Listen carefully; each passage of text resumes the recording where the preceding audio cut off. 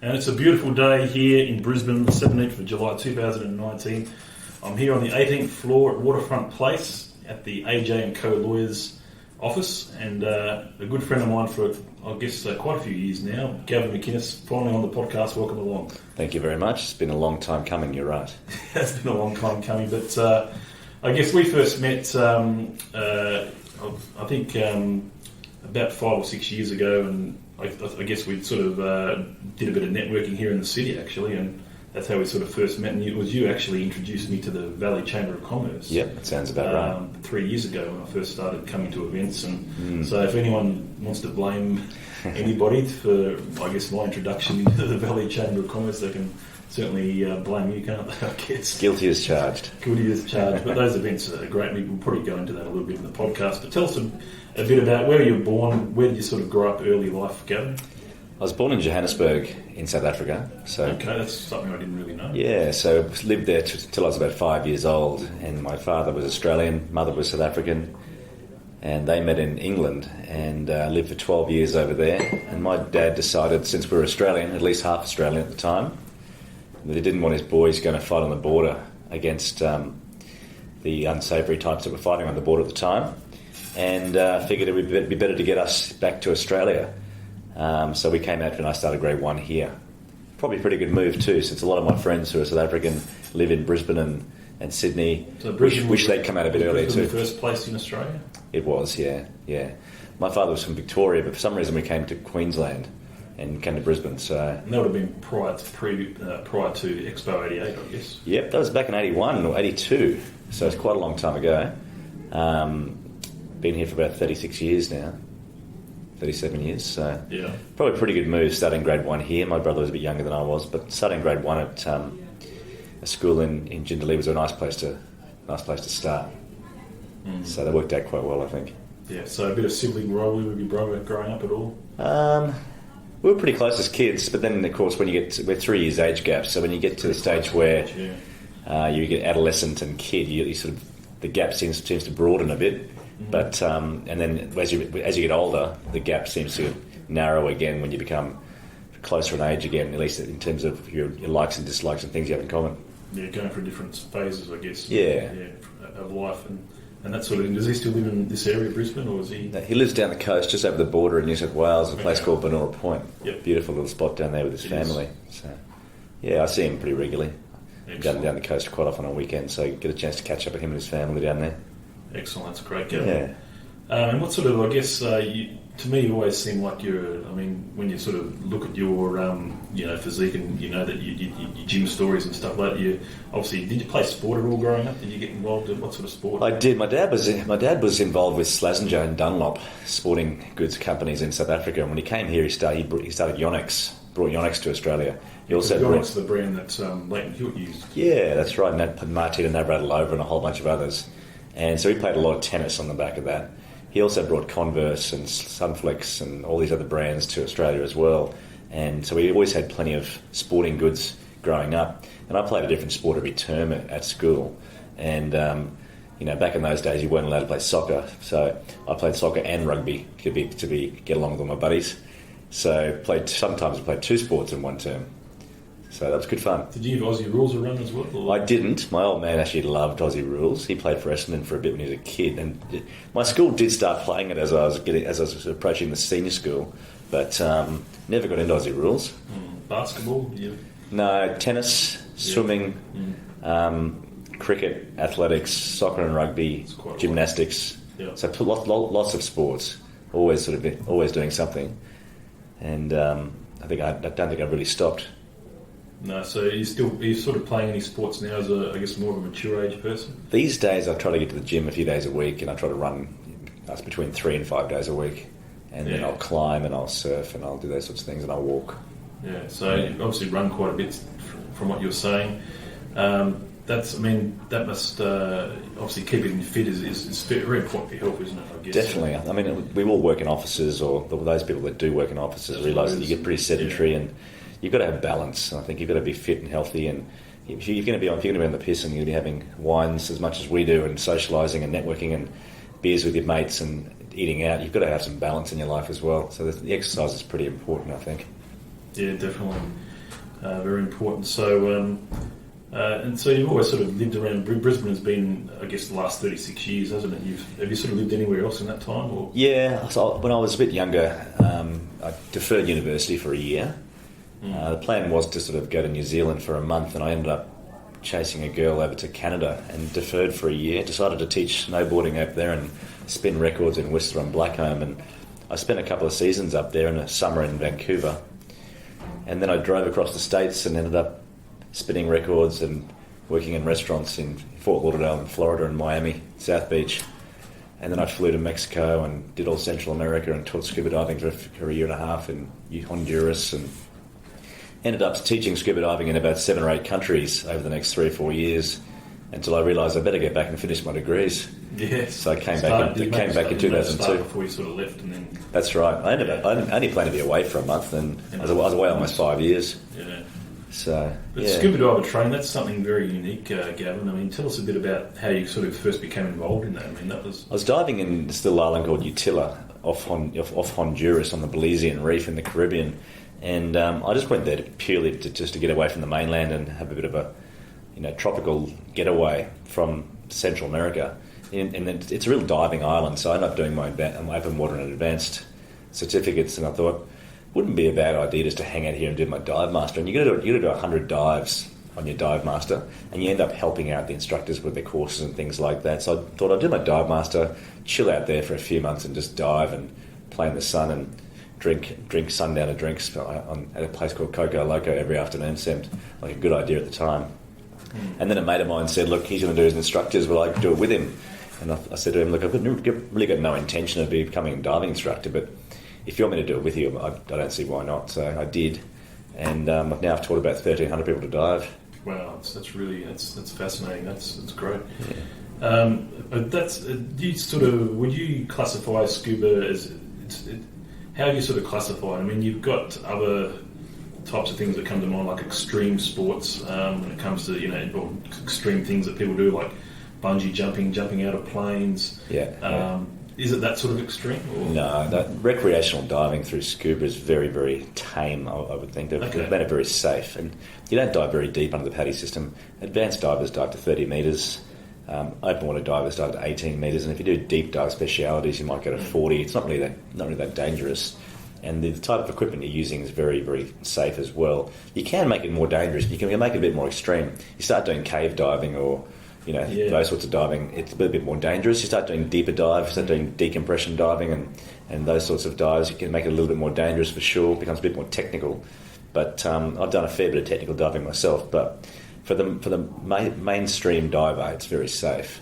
But I've done some dives that are just damn right stupid. I only go probably as far as snorkeling and getting out below your reef. That's about as much as I've done when it comes to underwater activities. But yeah, it's all good fun. It's all good fun. It certainly is. So you obviously decided you had to go back and finish off what you were studying at your law and IT at QUT, is that right? That's right, IT degree and a law degree at QUT.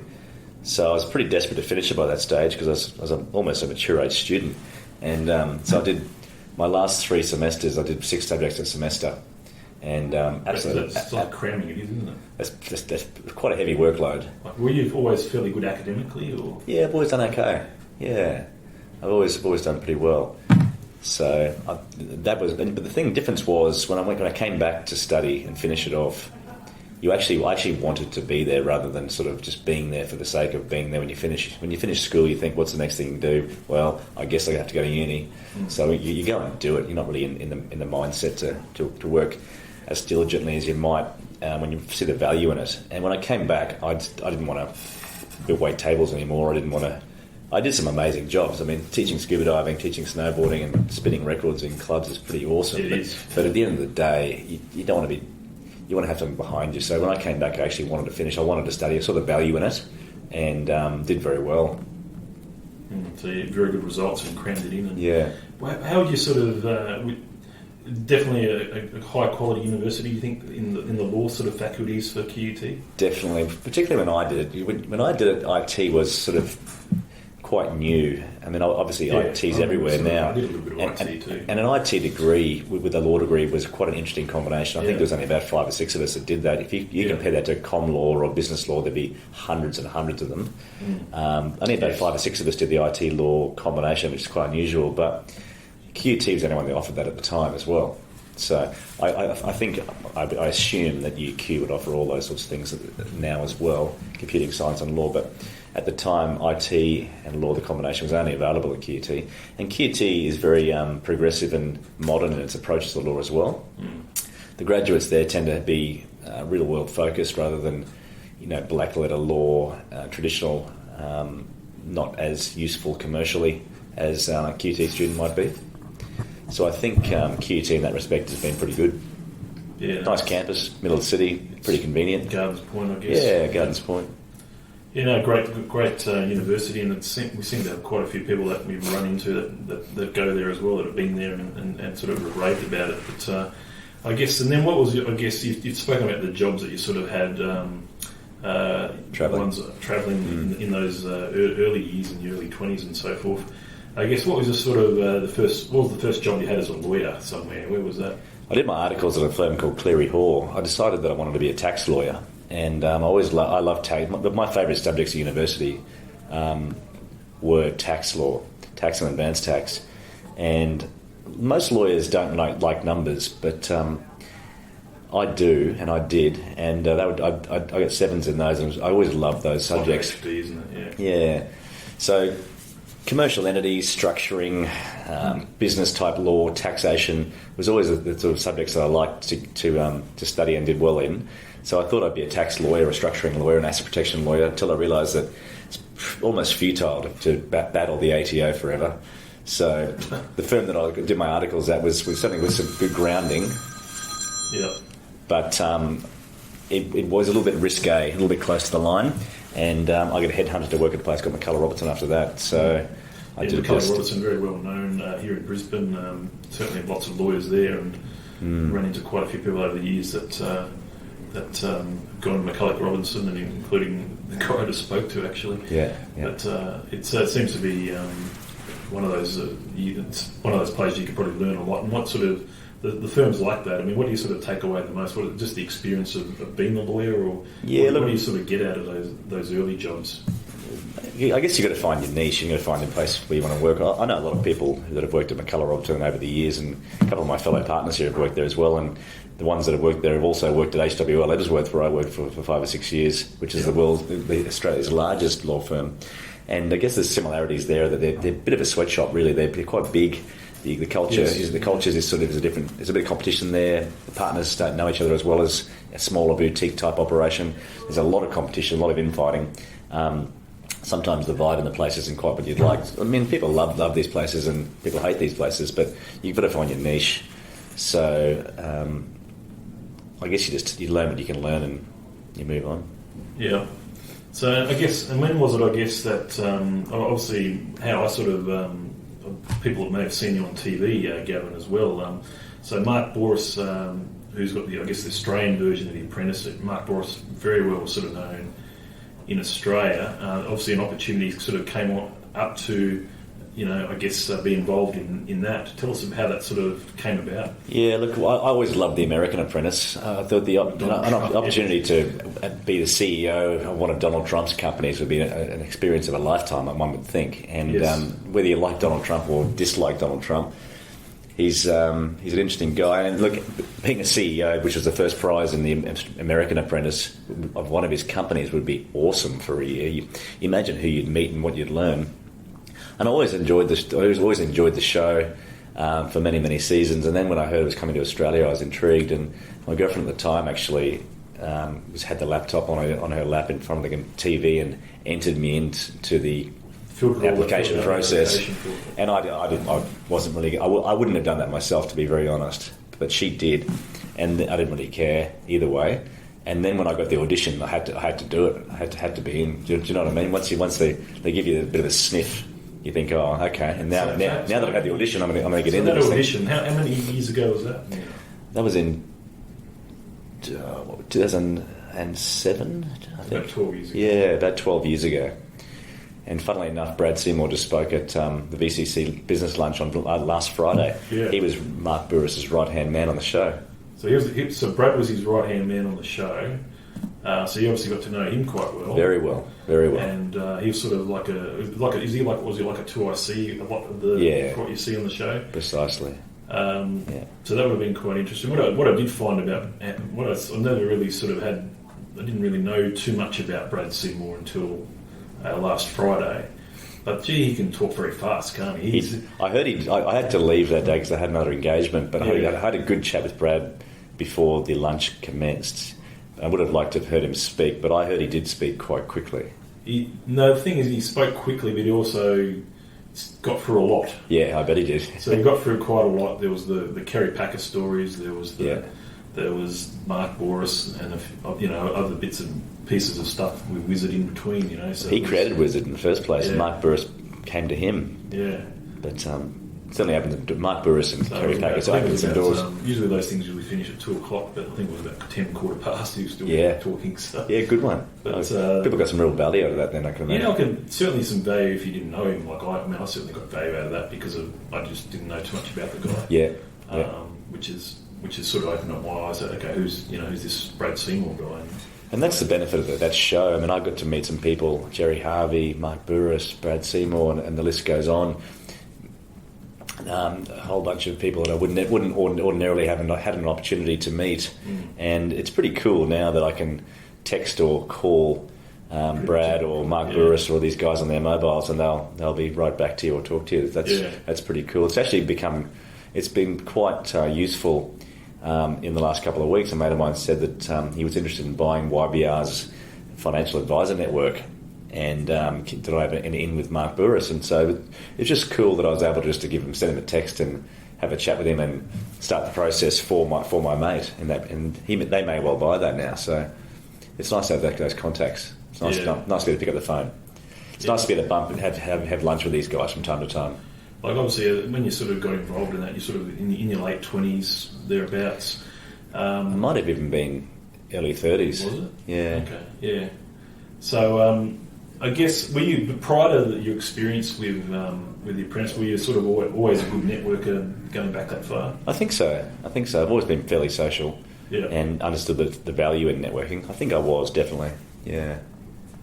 And obviously that just opened more doors. Definitely. The funniest thing about that initially was people recognised you from being on a dodgy TV show, because the Australians didn't really... It wasn't that many seasons of it, was it? No, there's only actually one season of it. There's a couple of celebrity ones. So it was the only non-celebrity. Was this right? So it was the only one non-celebrity season. The only one, yeah. Australia didn't really grab it. I mean, American audiences and English audiences with Australia and Sugar loved the show there. There must have been 5 or 6 seasons in those places. But Aussies don't really care about business. They'd rather see someone doing a Renault show or something, do you know what I mean? And The Bachelor and things like that, and Big Brother. They didn't really get wrap their heads around the business show. Aussies didn't seem to care about the business competition as a genre. Didn't seem to. I always found Trump's show fascinating. I really did. All for a number of years until once you get through 6 to 7 seasons, you say, well, it gets a bit much after that. It run its course now and go back to the celebrity stuff. He's all of a sudden Dennis Rodman and exactly. Guys and, it's pretty entertaining. All the country music singers. Exactly. But the interesting thing about that was, as soon as the show had finished, people would recognise it from this dodgy TV program. But that wasn't the benefit. The benefit tended to be a little while after. People might see you out and about. But we're talking like a year or 2 down the track. Yeah. People would see you out and about and think, have we met? Do I know you? Where have I seen this? I've seen you before. Can't place it. I didn't remind them where it might have been. But it's just an icebreaker. Yeah. It's really fascinating when you can, rather than being someone that when you meet someone or see them for the first time, they absolutely know they've never seen you before ever. If there's a slight inkling in their mind that they might have met you before, the ice has broken slightly, and it's a little bit of a warmer introduction. Yeah. It made networking a lot easier. I have to say that. Yeah, definitely. So, I mean, Brisbane, obviously this part of the world is, I guess, your favourite part of the world to sort of live. I mean, would there be any places now that you consider that would be a great place to live, as opposed to Brisbane, I guess? Looking at this Story Bridge right now and Brisbane and the Bay, and the Gateway Bridge in the distance here, and a beautiful, clear winter's day. It was 23 or 24 degrees today, in the middle of winter. It's pretty hard to beat. Yeah, I mean, it's a bit chilly in the morning, I agree. It's amazing that it's sort of the swing, sort of, it's a bit cooler in the morning, isn't it? It is like cool. 7 or 8. I think it was around there, but geez, once the sun comes up, it heats up pretty quickly. By 10 o'clock or 11 o'clock, it's in the 20s almost. No cloud cover. And we haven't seen a cloud for, I don't know, about 10 days. So, look, it's a beautiful place. I did live in Sydney on and off for 3 years when I had a firm down there. Yeah. When I had my previous firm. Yeah. So I was spending half the week down there, half the week up here. I was spending a bit of time weekends on the Gold Coast, and then I was over in Singapore a lot too. So I was bouncing around a hell of a lot there, and that's good fun until it isn't. And so look, and then it's getting used to that type of new way of, this is the new way that I'm having to work now. I have to go here, there, and everywhere. Yeah, on top of trying to keep on top of my clients. It's certainly, the weeks fly by when you're doing that. There's almost no boredom. Basically, you're bouncing around a fair bit. The travel becomes a bit tiresome, but certainly the weeks fly by. But being in Brisbane again now all the time, it's ideal. Yeah, definitely. I mean, what do you when you are travelling, because you obviously travel quite a lot, what sort of techniques on a plane would you sort of use to sort of make you best use of the time? Do you sort of like read books, or what do you sort of you generally get up to, or listen to a podcast, listen to music? Yeah, I tend to either sleep or read. It depends how long the flight is. You definitely watch movies as well, but it depends. Like Sydney is so quick. Yes, I was travelling to Sydney back and forth. It's basically like getting on the bus. Yeah. The airport transfers are longer than the flight half the time, but. I just generally read or sleep on those short trips. Yeah, so I guess if you look at all the people that you sort of had, and you know quite a lot of people, who would you say, I guess, people that have been a good mentor to you, or that you've sort of got, or what you would consider to be a mentor? To be honest, I don't think I really have had the opportunity to have a mentor. I think I would like that. So I'm searching for one right now. I mean, I've had people like Brad Seymour and different people have different assisted along the way with some good advice. Yeah.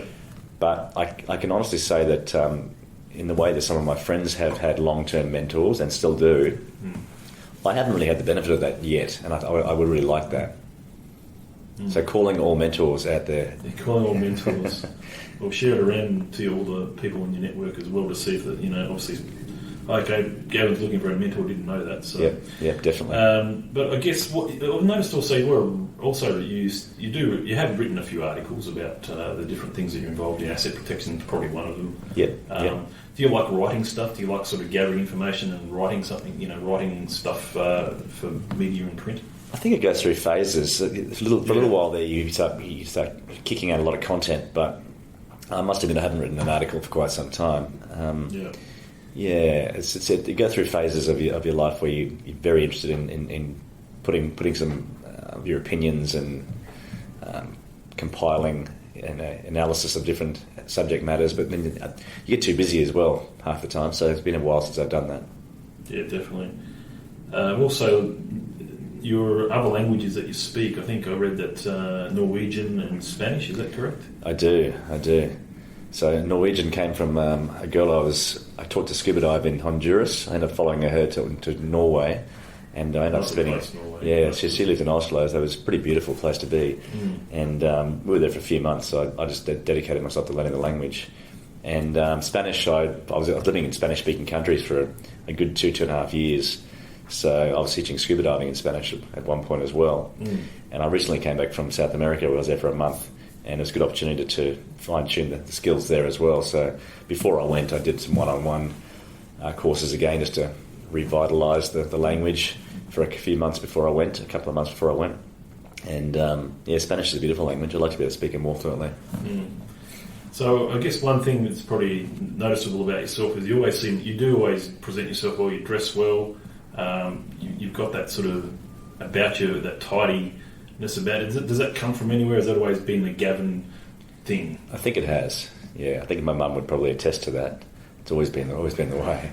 Yeah. So even since when you were young? Definitely. Yeah. Pretty sure my underwear had to match my pants at one stage. When I was a little kid. I had to drink out of a green cup. That was not mine. It had to be green. I wouldn't drink out of any other cup. Funny things kids do. And it's things like Mum wasn't allowed to get dressed. She had to be in a dressing gown when giving me breakfast. So there are those sort of quirks. Any other sort of quirks that you have yourself that are quite unique to yourself that not too many other people would either know or sort of have? Look, I don't think so. I'm pretty tidy, bordering on OCD, I guess, but in the sense that I'm pretty tidy and pretty measured in that regard. I just like to have a balance in my life. I don't think there's any real quirks. Nothing out of the ordinary. Nothing I'd share on a podcast anyway. Yeah. I guess you obviously get involved. You've been involved in some venture capital type situations, I'm sure, over the years. Stoneleaf Capital. Tell us a little bit about Stoneleaf Capital if you want to. Yeah, look, that's a business I've had for the last 10 or 12 years. It started out being a little private equity firm, and it's been operating on and off for the last, say, decade. I've used that vehicle to invest in businesses over the years. I invested in an automotive customer management business. I've invested in a range of other businesses along the way, and come in and come out. It's been a short-term money lender of sorts for a while, and it's provided corporate advisory services, capital raising services to businesses and companies over the years as well. It's been a fine balance, though. Depends where you're working at the time in the law as well. Obviously, you don't want to dedicate too much time to businesses outside the law, depending on where you are. Some law firms frown upon that. Some are more open. I've worked in both types of law firms in the past that frowned upon you having exterior interests, and some of them foster them with you. But look, that'll be around forever. And it's a good little investment vehicle, and we're looking at ramping that up in the next little while as well. Oh, it sounds excellent. Yeah. And just on that, because that's sort of, when you look at that sort of thing, you're talking investment related. So this is a little bit from, I guess, to the side. When you think about all the little small things you might have invested in over the course of time, and I'm talking stuff that we're talking about incredibly small monetary outlays, or something very small, not large scale. Yeah. What's the best value for money sort of investment that you've ever made, where you've only spent like maybe a couple $100 on it, and it's been really? I can't think of anything at $100. In terms of, you mean in terms of like shares, or you're talking about a nice pen? It could be like a nice pen, or it could be something that's meant so much to you as well. Oh, look, I think maybe clothing would be the thing, just something that presents well. I guess you got to invest in yourself. Maybe gym memberships. That's probably worthwhile for investment as well. I think. Healthy food. Yeah. So gym memberships, that's probably a good one anyway, because it's not that expensive, and the value you get out of that, you're absolutely a testament to. Yeah, you've got to keep consistent with those sorts of things. That's for sure. I guess with lawyers, I mean, there's a bit of a, I guess, where we are in 2019 at the moment, and you've been there, you've worked, as we sort of alluded to, you've been through the McCulloch Ronson, all these different places, a few different places, sorry. Tell us about your sort of take on, I guess, timesheets now. For example, does AJ come up with, do you do timesheets, or everything sort of value priced? It's both. We record time, absolutely. It's impossible not to, I think, in the law, and people try to. But my clients, commercial clients, corporate clients, people doing M&As, aggregations, front end, transactional type stuff, they want a quote. They don't want an open end. Yeah. Litigators, the back end guys, find it impossible to provide a quote. They'll give a ballpark, and they'll say, but how long is a piece of string? 20%. But front end guys tend to have to provide pretty well a good quote, a fixed price quote to their clients. Now, there's obviously a very narrow scope there, but in terms of drafting documents, you can potentially provide pretty accurate quotes for those sorts of things.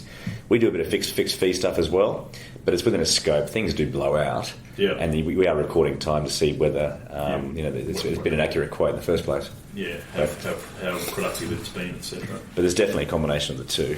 We definitely try and give a bit of certainty to our clients. Yeah, I think it's getting like that in our industry too, Gavin. I mean, we still record time. Yeah.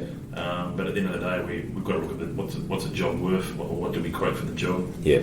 And come back to that and write off time where you have to. Yeah, that certainly happens a lot. Yeah. In this industry, so it's just part of of what actually happens there, isn't it, at the end of the day? So I guess, when did you sort of first become involved in the Valley Chamber of Commerce? Ryan Pinkerton told me about it about 4 years ago, I think. I have met Ryan. Yeah, Ryan was on the board at the time, and I met the president at the time as well, and yeah, it was a networking event that I had no chance to go to, so I popped my head in, and then pretty shortly after they invited me to propose myself to be on the board. So I've been on the board now. So how long were you sort of going to stuff before you jumped into the... It wasn't long. I think probably only about 3 or 4 months. Gee, that's quick, isn't it? Yeah. So I've been on the board now going on 4 years, I think. So it's a secretary role now, is it? And I'm secretary as well, yeah. Not sure what that means. I guess it's... you obviously, Terry takes the minutes. Terry takes the minutes anyway. Yeah. Not you taking the minutes, it's Terry. So exactly, yeah. But you or somebody must be you must be directing traffic somehow. Yeah, that's right. When it comes to Coro or something. There's a few little bits and pieces to do. I've just revised the constitution for the BCC as well, which will hopefully get ratified this AGM coming up in September. So there's a bit of behind the scenes stuff that I do that the other board directors don't do, and that's the way it is. They're doing stuff that I'm not, as well as people contributing in different ways, which is pretty good. So do you think that's... I guess you found that... I obviously go to pretty much every event. I see you pretty much at every event. What is it about the Valley Chamber that makes it very as vibrant as it is? And what is it? Just the people that make up the chamber, isn't it? At the end of the day, I think it is. There's also a lot of work that goes behind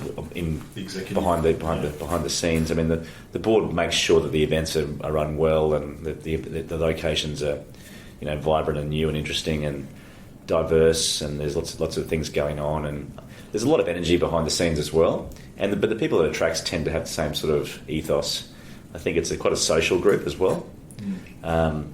Wide range of businesses. They're definitely increased in the size of businesses that are becoming members as well. I mean, Singapore Airlines and more banks getting involved, and I think Bankwest just joined. Singapore Airlines just joined.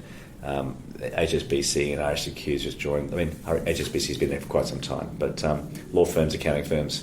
It's not a B&I in where you've got a florist and an embroiderer and things like that. There's substantial businesses and a good range of diverse businesses, from hospitality to creative industries to professional services. A few hospitality, which is always good. And that's the way it started, pretty much. You've got your lawyers, you've got your accountants, you've got a lot of marketing, branding people. A lot of creative people. That's a better term for it. Yeah. And there's, led by Murray. I think Murray does a really good job. He's been on the podcast a couple of times, actually, and I think he's really, I find him to be, I guess everyone sort of, respects the guy, and I think he's got that sort of thing about him where he likes to sort of branch out a little bit, and be friendly with as many people as he can, and use it through his own his own sort of... keeps pretty busy with that, I think, as well. He does. He's a good fit for president. He's done a good job, and he's very involved with the Valley generally, and obviously Connecticut they arrange a whole range of events too. So it's good for him, I think. It's good for him. So I guess going back a little bit, you got the IT part of the degree. I guess as a lawyer now in 2019, what sort of technologies are you using when it comes to sort of everyday practice? Is it something that's evolved since the McCulloch Robertson days? And that sort of thing? Not really. Lawyers using Microsoft Word really most of the time, and PDF. That's really what it is. We're writing most of the time and reading. So we don't use, or does the cloud get used as far as storage and that sort of thing? Is it all of our stuff's in the cloud in this particular firm? There's no servers here. So that's kind of new. This firm's been around for 3 years, so they're able to start quite fresh, rather than having to deal with redundant systems and things like that, legacy systems that the partners have spent millions of dollars on previously that became outdated quite quickly. So that's one benefit of the firm that I'm in at the moment. But generally speaking, lawyers don't use much technology. I don't think that's changed in the last 10, 15 years. So AJ and Co. That's obviously where we are right now. Yes. How did it sort of get founded? I mean, the guy, the sort of managing partner, his name's Andrew Johnston, isn't it? Yeah, that's AJ. AJ, as he's better known around Brisbane, I'm sure. How did it sort of all start? What was his sort of background in starting this? Do you know? He came from Mills Oakley, where he was previously. Left there and then wanted to start his own show. So he did that and started with a couple of people. And we're approaching 40 now with 10 partners. So how many? You've got 40 staff here, have you? Almost, yeah.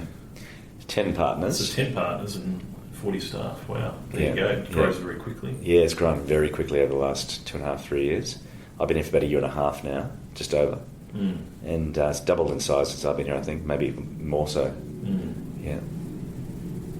So, great bunch of people, I guess, to work for as well. It is. It's a really refreshing place to work, actually. Everyone gets along really well. It's not too big at the moment. Certainly growing fast. But it's attracted the right sort of people. Better client base, better calibre of colleague, beautiful environment to work in. This office is pretty cool. Yeah. And our clients like it. It's got a nice feel to it. It's important to be happy where you work, I think. And they're doing things a bit differently.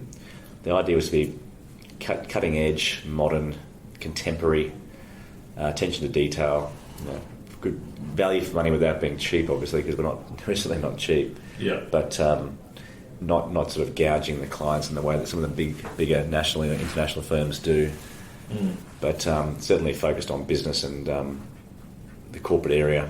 We've got a couple of partners in litigation, 3 in corporate advisory, a couple in real estate, construction, planning and environment. Does anything change what you do on a day-to-day basis since you've moved here, as far as your clients? Are they the same sort of clients? Or? Yeah, so I certainly brought a lot of clients with me, but I was pretty discerning about who I did bring as well. So the idea was to weed out some of the clients that didn't want to bring over.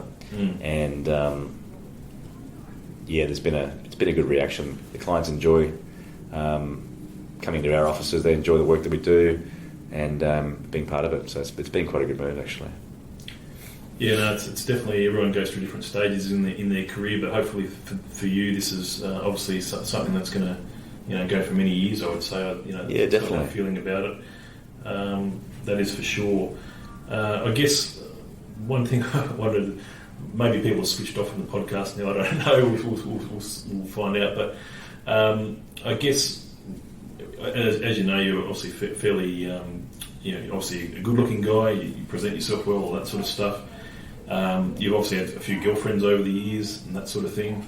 Is there any particular dating stories, any sort of dating stories that are, I guess, anything that funny or a funny occurrence that happened or something that was just crazy? There's too much that's crazy. Too much. We need a whole day to talk about that sort of stuff, but nothing springs to mind at the moment. Yeah, that's fair enough. But yeah, that's some crazy stuff when you can go through all those different parts of the dating world and that sort of thing. And countries and all the rest of it too. So it's different countries have different cultures. Yeah. So you would have learned all of that. And speaking their languages and exactly, teaching them the scuba dive. Yeah, that's that.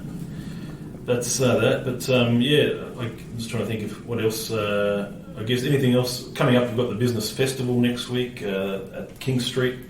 Last Thursday of the month, of course. The last Thursday. No meet and mingle this time around with business festival instead.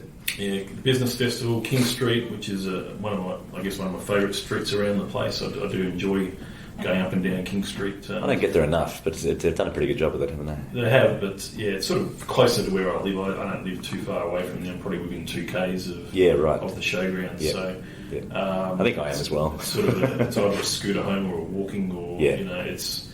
But you've got. I think I was talking to Amanda Cooper. I believe the Christmas party is going to be at the Barbarian there. Is it? That's what she told me yesterday. So, okay. Well, that'd be good. That'd be a nice spot. Nice spot there, so in King Street, but obviously the festival sort of right in the middle of the street. I think they're going to have some. I think it's up that end because the previous year was on the end of Wickham Street. Terrace. Yeah, it's the other end. That's right. Yeah, the Bavarian end, I think it is. Yeah. Yeah. So that should be fun. When last year we had Philip de Vella, and he was one of the speakers that everyone sort of remembered quite well. This year, I think you know who the speakers are this year? I think Kat Matson was one. I think, but yeah, it's going to be quite interesting, entertaining. I think there was. I'd have to look it up. I did see the flyer. The search through. Yeah, that's okay.